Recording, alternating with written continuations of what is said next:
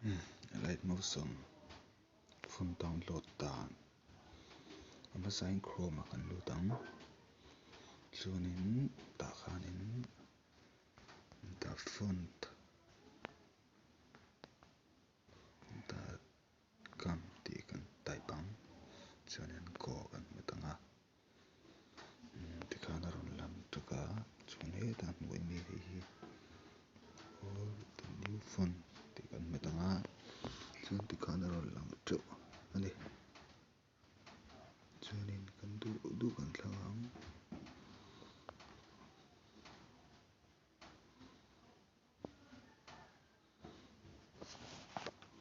heta mi hi achung mi hi heta mi hi kan du kan thlang kual thei chuan nai kan download Dandelion open anga chuan zipa kan metanga zipom lo open file a pawh han hnuai thei tho ni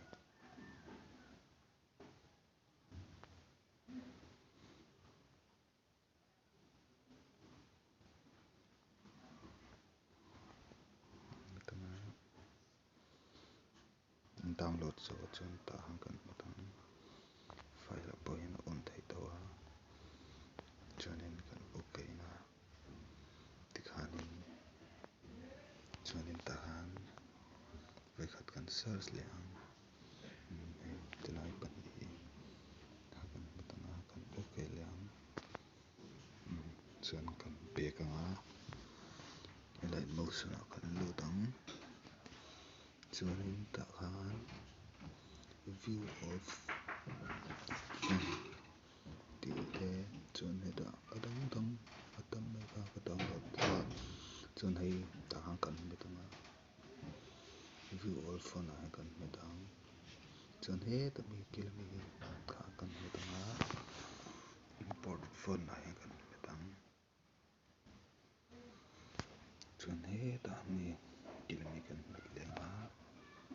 download kan met le ang chuan mi china ka download sa kha heta chung berah hian kaka Dandelion kha awma chuan heta mi ho hi a chung mi serif tih te heng ho a chung mi ho chung chung kha off vek ila chuan favorite le import tih che kan on anga chuan kan tikhan da heta hnuai berah tilai han mi china ka download kha a awma chuan heta